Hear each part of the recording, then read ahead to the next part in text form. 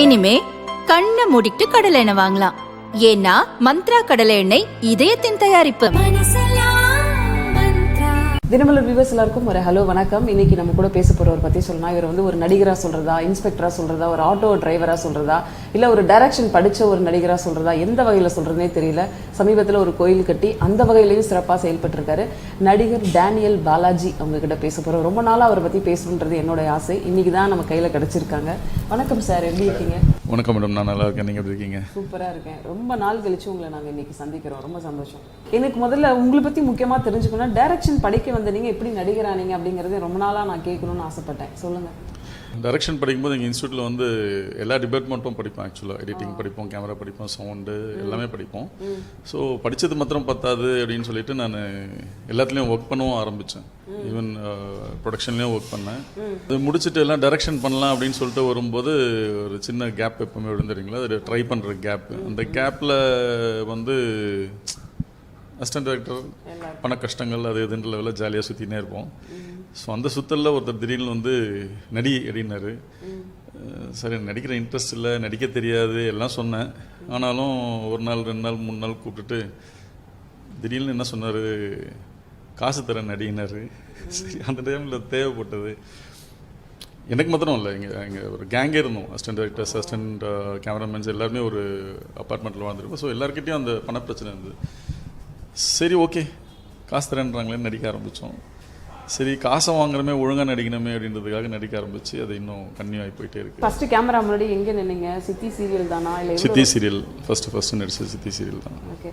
உங்களை வந்து வில்லனாவே நிறைய பார்க்க முடிஞ்சதே, வந்து நீங்கள் கேரக்டர் வந்து அப்படி உங்களுக்கு தானே அமைஞ்சிருச்சா, எப்படி சொல்லுங்கள்? ஆமாங்க, ஃபஸ்ட்டு கேரக்டர் நம்ம என்ன பண்ணுறோமோ அதை பேஸ் பண்ணி தான் எல்லாருமே திங்க் பண்ணுறாங்க. அதுதான் இண்டஸ்ட்ரியாகவே இருக்குது. அதில் ஃபஸ்ட்டு வந்து அந்த டேனியல்ன்ற கேரக்டர் பண்ணேன், சைக்கோ கேரக்டர் அது. அதுக்கப்புறம் இன்னொரு சீரியல் பண்ணும்போது அது ஒரு பக்கா பொறுக்கி கேரக்டர். ஆனால் நீங்கள் தான் அதை சொல்கிறீங்க. நான் நடிக்கும்போது பார்த்தீங்கன்னா ஒரு கேரக்டருக்கு நடுவில் அதுக்குள்ளே ஒரு சின்ன சின்ன நல்ல விஷயங்கள்லாம் இருக்கும். அவன் நல்லவன்ற லெவலில், ஏன்னா எல்லாருமே வந்து கெட்டவன் யாருமே இல்லை, அவனுக்குள்ளே ஒரு நல்லவன் இருக்கும். அந்த நல்லவன்லாம் சின்ன சின்னதாக காமிச்சிட்டு போனேன். ஸோ அதை வந்து ஒரு டீச்சர், ஒரு ஹெட்மிஸ்ட்ரஸ் அவங்க வந்து பார்த்துட்டு, இந்த பையன் இப்படிலாம் நடிக்கிறான், இந்த சின்ன சின்ன டிஞ்சஸ் எல்லாம் அவ்வளோ அழகாக காட்டுறான், நடுவில் டக்குன்னு வந்துட்டு போகுது, கேரக்டரும் கட்டல, பட் அவங்களுக்குள்ளே இருக்கிற அந்த நல்லதும் காட்டினுக்கிறான், இந்த மாதிரி ஒருத்தனை சினிமாவில் இன்ட்ரடியூஸ் பண்ண பெருமை நீ எடுத்துக்கோ அப்படின்னு சொல்லிட்டு அவங்க பையனை ஒரு நாள் சீரியல் உட்காந்து பார்க்க வச்சு, அவர் வந்து திடீர்னு காக்கா படம் பண்ணிட்டு இருக்கேன்டா வாடா அப்படின்னு சொல்லிட்டு கூப்பிட்டு சினிமாவுக்கு வந்தேன் நான். கௌதம் மேனன். உங்களுக்கும் கௌதம் மேனனுக்கும் பெரிய லக்கு. என்ன அறிந்தால் வரைக்கும் நிறைய படங்கள் அவர் கூட ஒர்க் பண்ணிட்டீங்க, சொல்லுங்களேன். நான் ஆக்சுவலாக கௌதம் மேனன் நானும் வந்து பார்த்தீங்கன்னா வடபடா ஃப்ரெண்ட்ஸ் மாதிரி அந்த மாதிரி சொல்லுவோம்ல, அந்த மாதிரி அவர் படம் பண்ணுறதுக்கு வரதுக்கு முன்னாடியிலேருந்தே நானும் கௌதமும் வந்து ஒரு எடிட் ஷூட்டில் மீட் பண்ணுவோம். நான் எடிட் பண்ணுறதுக்கு போவோம், அவங்க ரஜுவன்கிட்ட வருவாங்க. ஸோ அந்த மாதிரி பழக்கம் தான். ஸோ அப்போ நிறைய சினிமா பற்றி பேசுவோம், எல்லாம் பண்ணுவோம். அதுக்கப்புறம் நான் ஒரு கம்பெனியில் இருந்தேன், டெக்னிக்கல் இன்சார்ஜாக இருந்தேன். பார்த்தா அந்த கம்பெனி தான் ஒரு படம் பண்ணுறதுக்கு வந்தார், மின்னலே அப்படின்னு சொல்லிட்டு. பட் மின்னலில் நான் ஒர்க் பண்ண முடியாமல் போச்சு. ஒர்க் பண்ணியிருந்தேன்னா அப்போதுலேருந்து மறுபடியும் டைரக்ஷன் ஸ்டார்ட் பண்ணியிருப்பேன். பட் ப்ரொடியூசர்ஸ் என்னென்னா கொஞ்சம் லைன் ப்ரொடியூசராகவும் இருந்து கொஞ்சம் ப்ரொடக்ஷனும் பாரு, கண்ட்ரோல் பண்ணதுன்னாங்க. ஸோ 2 வேலை அட் டைம் பண்ண முடியாது, வேணாம் அப்படின்னு சொல்லிட்டு நான் வேலையை விட்டு வந்துட்டேன் கம்பெனி. கௌதம் கிட்ட சொன்னேன், நான் இல்லைன்னா உனக்கு பெட்டர் அப்படின்னு சொல்லிட்டு. தனுஷுக்கும் உங்களுக்கு ஒரு நல்ல ரேப்போ இருக்குன்னு நினைக்கிறேன். அந்த மாதிரி நடிகர்கள் கூட உங்களோட பழக்கம் எப்படி இருக்குது சொல்லுங்களேன். க்ளோஸ் ஃப்ரெண்ட்ஸ் யார் இண்டஸ்ட்ரியில்? க்ளோஸ் ஃப்ரெண்ட்ஸுன்ற லெவலில் நான் அண்ணான்னு பேசுகிறது வந்து ஒரு ஆக்டர் இருக்கார். அதுமாதிரி தனுஷ் பார்க்கும்போதும் அப்படி தான் அண்ணா தான் பேசிகிட்டு இருப்போம், நல்லா பேசிகிட்டு இருப்போம், ஜாலியாக பேசிகிட்டு இருப்போம். விஜய்னா ஸோ ரொம்ப நல்ல ரேப்பாக இருக்கும், ஜாலியாக பேசிகிட்டே இருப்போம். ஜாலியாக எல்லோரும் சொல்லுவாங்க, அப்படி என்ன பேசுவீங்க, அவர் பேசவே மாட்டார் அப்படின்னு திங்க் பண்ணுறோம், நீங்கள் என்ன பேசிகிட்டே இருக்கிறீங்களே அப்படின்னு சொல்லி நல்லா பேசுவார், நிறைய விஷயங்கள் பேசுவோம். அந்த மாதிரி உங்களுக்கு பழக்க வழக்கங்கள்லாம் எப்படி இருக்குது வெளியில்? சும்மா சில பேர் பார்ட்டி பண்ணுவாங்க, சில பேர் ஃப்ரெண்ட்ஸை மீட் பண்ணுவாங்க. டேனியல் பாலாஜியோட லைஃப் எல்லாரும் பண்ணுற வேலை நானும் பண்ணியிருக்கிறேன். ஆனால் ஒரு பீரியடுக்கு அப்புறம் நம்ம வந்து அது தேவையா இல்லையா அப்படின்னும் போது எது தேவையில்லையோ அதை நிறுத்திடுவோம், அவ்வளோதான். பார்ட்டி பண்ணணும் அப்படின்னா இப்போ கண்டிப்பாக ஹோட்டல் போய் பார்ட்டி பண்ணுறது அப்படின்னு இல்லை, வீட்டுக்கு ஃப்ரெண்ட்ஸு கூட வரலாம். ஸோ அந்த மாதிரி. அண்ட் மோரோவர் இப்போதைக்கு பார்த்தீங்கன்னா இந்த கோயில் கட்டுற வேலை வந்து கிட்டத்தட்ட இந்த கொரோனாக்கு முன்னாடியிலேருந்து போயிட்டு இருந்தது. ஸோ அதுக்கு முன்னாடி இந்த கோயிலுக்கு உங்களுக்கு அந்த ஐடியா வந்துச்சு கோயில் கட்டணும்? அப்படி அந்த ஐடியா வந்ததுன்னா நான் சின்ன வயசுலேருந்து பார்த்த கோயில். ஸோ அது செங்கல்ல கட்டி வீரல் விட்டுச்சுன்னுவாங்க. அந்த சுயம்பு கோயில் அது தானாக சின்னதாக உருவாகி இவ்வளோ பெருசுக்கு அங்காளம்மன், ரக்தூள் அங்காள பரமேஸ்வரி அப்படின்னு சொல்லுவோம். ஸோ அது சரி, எங்கள் அம்மா எங்கிட்ட காசு கேட்ட மாதிரி என் தம்பிக்கிட்ட கேட்டிருப்பாங்க, என் தங்கச்சிகிட்ட அக்கா கிட்ட எல்லாம் கேட்டிருப்பாங்க. ஸோ எல்லோரும் நம்ம காசு கொடுத்தாவே அதில் கோயில் கட்டி முடிச்சிடலாம். ஆனால் என்னென்னா அது எப்படி கட்டுவாங்க தெரியல அப்படின்றதுனால சரி உட்காந்து அந்த மூலஸ்தானம் அதெல்லாம் வந்து அந்த காலத்து பழங்க கோயில் மாதிரி கல்லில் கட்டி ஸோ அதுக்கப்புறம் இந்த பக்கம் அந்த மண்டபங்கள்லாம் சிமெண்ட் போட்டு அண்ட் சினிமாக்காரன் அழகாக இருக்கணும் அவன் கட்டினான்றது ஒரு தனித்துவமாக இருக்கணுன்ற லெவலில் ஃபைனலாக பெயிண்ட். உங்களோட காசைவா இல்லை கொஞ்சம் ஏதாவது யாரும் ஹெல்ப் பண்ணாங்களா? இல்லை எல்லாருக்கிட்டையும் தான் வாங்கி பண்ணுறோம். எல்லாரும் சேர்ந்து காசு இண்டஸ்ட்ரியில் இருக்கவங்கள கொஞ்சம் ஹெல்ப் பண்ணாங்க? யார்கிட்டயும் நான் கேட்கல. பொதுமக்களோடது எல்லாம்? பொதுமக்கள் அங்கே பொதுமக்கள் தான். அப்புறம் என் தம்பி அண்ணன் தங்கச்சிங்க எல்லாமே நாங்களே ஒரு 11 பேர் இருக்கோம். அது அப்புறம் எங்கள் அம்மா ஃபேமிலி. ஆமாம். ஸோ இப்போ என்ன ஸ்டேஜில் இருக்குது? கட்டி முடிச்சு கோயில் கும்பாபிஷேகம் முடிச்சு எல்லாம் மக்கள்லாம் வழிபட ஆரம்பிச்சு எந்த ஏரியாவில் இருக்குது சொல்லுங்கள்? Avadi check post. இப்போ உங்ககிட்ட கேட்க வேண்டிய ஒரு பர்சனல் கொஸ்டின், ஏன் பிரதர் சிஸ்டர் எல்லாரும் மேரேஜ் பண்ணாங்க, உங்களுக்கு மட்டும் ஏன் அந்த ஐடியா வராமல் இருக்குது? அதான் எல்லாரும் பண்ணிட்டாங்கல்ல இதுக்கு.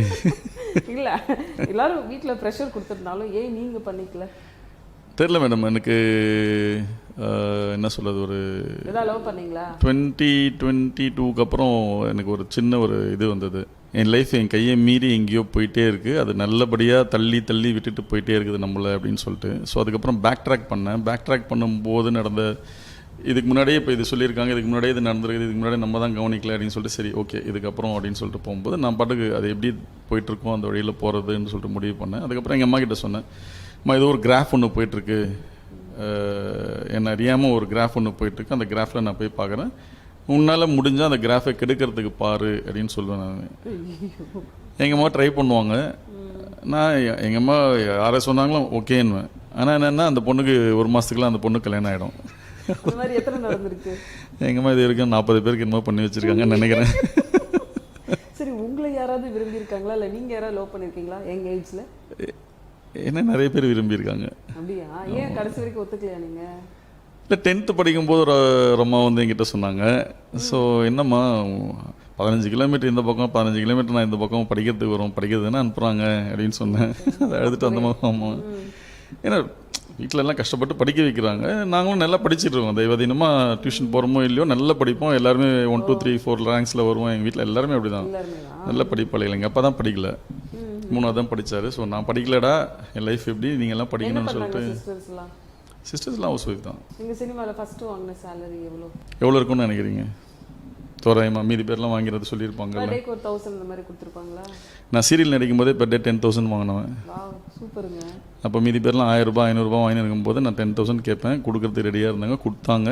அதனால தான் என் ஃப்ரெண்ட்ஸ் எல்லாம் வந்து எதுக்கு சினிமாவுக்கு போகிற, சீரியலில் இவ்வளோ உனக்கு வந்து ஏன் தராங்கன்னே தெரில, ஆனால் கொடுக்குறாங்கன்னும் போது ஏன்டா போகிறேன்னும் போது இல்லைடா நான் படித்தது ஒன்று, ஸோ அதுக்கேற்ற மாதிரி சினிமா அது வேறு டைமென்ஷன்ஸ் எல்லாம் முடிச்சுட்டு அங்கெல்லாம் முடிச்சுட்டு இங்கே வராங்க.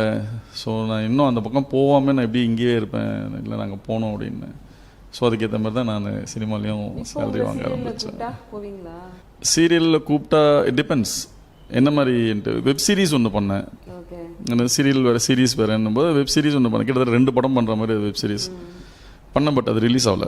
சரி, டேனியல் பாலாஜியோட ஃபியூச்சர் வந்து அங்காள பரமேஸ்வரியோட துணையோட ஆன்மீக பாதையில் போவீங்களா, இல்லை வந்து என்ன பிளான் லைஃப்? மேடம், இந்த ஆன்மீக பாதையில் போகிறதுன்றதுன்னா தனியாக ஒரு பாதை போட்டு போகிறதுலாம் இல்லை. எங்களுக்கு சின்ன வயசுலேருந்தே வந்து நான் விபூதி வைக்கிறேனோ இல்லையோ, ஓகேங்களா, ஆண்டவான் கண்ணை மூடாமல் நான் எந்த வேலையும் பண்ணதில்லை. அந்த மாதிரி தான் எங்களை வளர்த்தாங்க. அது ஒரு நம்பிக்கை. ஸோ அந்த நம்பிக்கை நீங்கள் இப்போது இவங்க தான் அம்மான்றதோ இல்லை இவங்க தான் அப்பான்றதோ எப்படி ஒரு நம்பிக்கையோ அந்த மாதிரி தான் நம்ம நம்பிக்கை. ஆனால் எங்கள் வீட்டில் வந்து என்னென்னா ஜாதி மதம் பேதமே இல்லாமன்ற லெவலில் வளர்த்தாங்க. ஸோ ஸ்கூலுக்கு போகும்போது கூட வந்து குடுக்குன்னு சர்ச்சுக்குள்ளே போய்ட்டு ஆஃப் ஆமீன் அப்படின்னு சொல்லிட்டு கொடுத்து தான் கிளாஸுக்குள்ளே ஓடி இருக்கேன். பட் அதுக்கு முன்னாடி வீட்டில் பூஜை நடக்கும், எல்லாம் முடிச்சுட்டு தான் போயிருப்போம். உங்களுக்கு பிடிச்ச ஹீரோயின் யாரும் இருக்காங்களா? ஹீரோயின் அப்படின்னு பார்த்தீங்கன்னா எனக்கு சின்ன வயசுலேருந்து ஒருத்தராக மாறினே இருப்பாங்க இண்டஸ்ட்ரியில். அதில் சில லாங் லாஸ்டிங்கில் நிற்கிற ஹீரோயின்ஸ்லாம் இருப்பாங்க. அவங்கள எப்போவுமே நம்ம பார்த்துருவோம், அவங்க பர்ஃபார்மன்ஸ் இன்னும் கூட உட்காந்து பார்த்துட்டு இருப்போம். அண்ட் இப்போ வரவங்கெல்லாம் வந்து பார்த்தீங்கன்னா உங்களுக்கே தெரியும், இண்டஸ்ட்ரியில் அப்பப்போ சேஞ்ச் ஆகிட்டே இருக்குன்னும் போது சேஞ்ச் ஆகிட்டே இருக்கிறாங்க. ஸோ எங்களுக்கு இவங்கள தான் பிடிக்கும் அப்படின்ற மாதிரிலாம் இல்லை. ஒரு விஷயத்துலையும் இப்போ நீங்கள் சிம்ரன் மேடம் வந்து பார்த்தீங்கன்னா எவ்வளோ படங்கள் அப்படி இப்படிலாம் பண்ணுவாங்க. இன்னும் கூட அந்த ஆள் தொட்ட பூபதி பாட்டு கேட்டால் வந்து எல்லாத்தையும் நிறுத்திட்டு பார்க்க தோணும். சில்க் ஸ்மிதா அவங்க நீங்கள் கேட்கவே தேவையில்ல, சில சாங்ஸ் எல்லாம் வந்து பா அப்படின்னு இருக்கும். பொன்மணி உருகுது தனியாக அவங்களுக்குன்னே வந்து பார்க்கலாம் அப்படின்னு இருக்கும். அதே மாதிரி ஹீரோயின்ஸ் பாருங்களேன், இப்போ ஸ்ரீதேவி மேடம் எவ்வளோ படம் பண்ணியிருப்பாங்க. ஜானியில் பார்க்குற மாதிரி நம்ம வேறு எங்கேயுமே பார்க்க முடியாது. ஸோ அந்த மாதிரி ஒன்று இது பேசிக்காக எனக்கு கற்றுக் கொடுத்ததுலாம் வந்து எங்கள் அம்மா தான். அவங்க நிறைய படம் பார்க்க இந்த படத்தில் எப்படி பண்ணிக்கலாம், இந்த படத்தில் எப்படி பண்ணிக்கலாம், என்ன மாதிரி கதை இருக்குது பாரு, அப்படி பாரு இப்படி பாருன்னுவாங்க. அவ்வளோதான். நீங்கள் நடிக்க விரும்புகிற கேரக்டர்ஸ் ஏதாவது இருக்கா? ஐயோ, இப்படி ஒரு ரோல் பண்ணணுமே, நம்ம மிஸ் ஆகிட்டே இருக்கே அப்படிங்கிற மாதிரி ஏதாச்சும் ரோல் இருக்கா? வில்லன் அப்படின்னு வருதுன்னா அந்த வில்லனை நம்ம எப்படி போர்ட்ரே பண்ண போகிறோம். புதுசாக எனக்கு தெரிஞ்சு பண்ணது அந்த வேட்டையாடு விளையாடில் ஒரு பாய் ஃப்ரெண்ட் வச்சுனுக்கிறான்ற ஒரு கேரக்டர் தான். பட் அதில் அந்த மாதிரி எந்த சீன்ஸும் எடுக்கல. அதில் எவ்வளோ ஃபோர்ஸ் கொடுக்கணுன்றது மாத்திரம் காமிச்சாங்க. சரி, ஓகே. மற்றபடி நம்ம என்ன பண்ணுறோமோ அதை வந்து புதுசாக இப்போது வட சென்னை பண்ணோம். தம்பி கேரக்டர் அவன் கத்தவே மாட்டான், ஒன்றுமே பண்ண மாட்டான், அவ்வளோ சட்டிலாக அப்படியே இருக்கணும்னாங்க. எனக்கே ஒரு பீரியடில் வந்து அண்ணா வெற்றினா ப்ளீஸ்ண்ணா கொஞ்சம் சீக்கிரம் முடியுங்க, ரொம்ப வயசான மாதிரி ஃபீல் வருது எனக்கு அப்படின்ட்டுலாம் கேட்டுன்னு இருப்பேன். ஸோ அதை எப்படி பண்ணுறோன்றது தான் அந்த கேரக்டர் எப்படி டிஸ்டிங்க்டாக பண்ணுறோம். இப்போ 10 பேர் இருப்பாங்க படத்தில், அந்த 10 பேரில் நம்ம கேரக்டர் வந்து இப்படி தான் இவன் அப்படின்ற ரேஞ்சுக்கு பேச வைக்கணும்னு மாத்திரம் பார்ப்பேன். அதுக்காக நம்ம கதையை விட்டு தனியாக போய் நடிக்கவும் முடியாது. ஸோ அந்த கதைக்குள்ளே என்ன அதை டிக்னிஃபைடாக என்ன பண்ண முடியுமோ அதை மாத்திரம் தான் பார்க்கலாம். ஜிவிஎம் பார்த்தீங்களா, டைரக்ஷன் பண்ணுறதை விட இப்போ நடிப்பில் பயங்கர பிஸியாக இருக்கார். படத்துக்கு படம் பயங்கரமாக அவரோட வேரியேஷன் போய்கிட்டே இருக்குது. அவர் படங்கள்லாம் பார்த்துட்டு அவர்கிட்ட பேசுவீங்களா? அவர் படங்கள் பார்த்துட்டு பேசியிருக்கேன். எனக்கு தெரிஞ்சு விடுதலையில் மட்டும்தான் அவர் ப்ராப்பராக நடித்தார். இல்லை உண்மையில் நான் அவர்கிட்டே சொல்லுவேன். சொன்னீங்களா? ஆமாம். ஏன்னா அவருக்கு அந்த குண்டு கண்ணு இருக்குது, நல்ல வாய்ஸ் இருக்குது, எல்லாம் இருக்குது. பட் அதில் பர்ஃபார்ம் பண்ணுற லெவலில் என்ன பண்ணாரு தெரியல. பட் இதில் விடுதலையில் பார்க்கும்போது திருக்கநடி பார்க்கும்போது நிஜமே போலீஸ்காரனை பார்க்குற மாதிரியே இருந்தது. அண்ட் இதே போலீஸ்காரன் முதல்லே பண்ணியிருக்காரு. பட் அதிலெல்லாம் எனக்கு தோணல. அதிலெல்லாம் கௌதம் மேனன் பார்க்குற மாதிரி தான் இருந்தது. இதில் திருக்கன் வந்து அது வேறு ஒரு ஆள் மாதிரி தோணுச்சு. ஸோ சொன்னேன் அவர்கிட்ட நான். நீங்கள் டைரக்ஷன் பண்ணணும்னா எந்த ஹீரோ வச்சு பண்ணணும்னு மைண்டில் ஒரு ஆசை இருக்கும்? ஸ்கிரிப்ட் சூஸ் பண்ணுறதா இல்லை வந்து உங்களுக்கு ஒரு ஐடியா? இல்லை, ஸ்கிரிப்ட் சூஸ் பண்ணுறது. ஆக்சுவலாக நான் வச்சுட்டு இருக்கிற கதையில் ஒரு ஹாரர் ஃபிளிக் இருக்குது. அந்த ஹாரர் ஃபிளிக்கில் நான் ஒரு கேரக்டர் பண்ணுறேன். ஹீரோவாக வந்து எனக்கு தெரிஞ்சு யாராவது நல்ல ஒரு தமிழ் முகம் அப்படின்ற லெவலில் ஒரு ஆண் அந்த மாதிரி தான் பார்க்குறேன் நான். பக்காவாக ஒரு தமிழ் ஃபேஸ்னு இருக்கணும். அது நல்லா கொஞ்சம் ப்ரௌன் ஷேடில் அந்த கட் சீக்ஸ், அது அந்த எட்ஜ் அப்படின்வாங்களே அந்த மாதிரி ஒரு எனக்கு முடிஞ்ச வரைக்கும் அது புதுசாக ஒரு ஆள் தான் இருக்கணும்னு பார்க்குறேன். அந்த கதை பிரகாரம் அது அந்த மாதிரி. இன்னொரு ஸ்டோரி, ஒரு த்ரில்லர் இருக்குது. அந்த த்ரில்லரில் வந்து எனி பர்ஃபார்மிங் ஹீரோ பண்ணலாம். பட் அதுக்குன்னு நீங்கள் பர்ஃபார்மிங் ஹீரோனா அவங்க பெரிய லெவலில் இல்லை, ஒரு நார்மலாக மாட்ரேட் பர்ஃபார்மிங் ஹீரோ வேணும். ஒரு லவ் ஸ்டோரி இருக்குது, அது ஹீரோஸ் நடிக்கலாம். பட் ரொம்ப பெரிய ஹீரோலாம் இல்லை. ரொம்ப பெரிய ஹீரோ எப்படி எப்போ எழுதுவோன்னா, இந்த ஒரு படம் 2 படம் வந்து டேய் டிஃப்ரெண்ட்டாக பண்ணியிருக்கேன்னு யாராவது சொன்னாங்கன்னா அவங்க மாட்டிக்கினாங்கன்னு அர்த்தம். கண்டிப்பாக விரைவில் உங்கள் கோயிலுக்கு நாங்களும் வந்து உங்கள் மக்கள் அந்த கோவில் எல்லாத்தையும் நாங்கள் எடுக்கணும்னு ஆசைப்படுறோம். கண்டிப்பாக வாங்க. நல்ல ஒரு எப்படி நானே சொல்லக்கூடாது, நல்ல வைப்ன்ட்டு. நான் அந்த கோயில் கட்டினதுக்கு ஒரு பெரிய ரீசன் என்னென்னா, நான் சின்ன வயசுலேருந்து நான் பார்த்த கோயில். நான் எப்படியோ போயிருந்துருக்கலாம், ஓகே, ரொம்ப மொக்கையாக போயிருந்துருக்கலாம். எங்கள் வந்து பெரிய பணக்கார ஃபேமிலியெல்லாம் இல்லை, நார்மலாக ஒரு ஏழை ஃபேமிலி. நார்மலாக தான் வாழ்ந்தோம். மேபி பிறக்கும்போது நான் பெரிய பணக்காரனாக இருந்திருக்கலாம். ஆனால் வளரும் போதெல்லாம் வந்து எல்லோரும் எத்தனை பேர் படிச்சுட்டு இருக்கோம். அப்பாவுக்கு பிஸ்னஸ் மேலே போவோம் கீழே வரும், மேலே போவோம் கீழே வரும். அப்புறம் அப்பாவுக்கு 2 ஒய்ஃபு, எல்லோரும் ஒரே வீட்டில் இருக்கிறோம், எல்லா பசங்களும் ஒரே வீட்டில் இருக்கிறோம். ஆமாம். ஸோ ஒரு பயங்கர ஒரு கூட்டு குடும்பம் மாதிரி. அது இல்லாமல் எங்கள் பாட்டி இருப்பாங்க, எங்கள் அத்தைங்க யாராவது இருந்துகிட்டே இருப்பாங்க, வேலைக்காரங்க இருப்பாங்க. ஸோ நார்மல் லைஃப் தான் லீட் பண்ணிட்டு போனோம். அதில் எப்படி வேணாலும் போயிருக்கலாம், எப்படி வேணாலும் கெட்டு போயிருக்கலாம், நல்லா வந்திருந்தால் வேறு மாதிரி வந்திருக்கலாம்.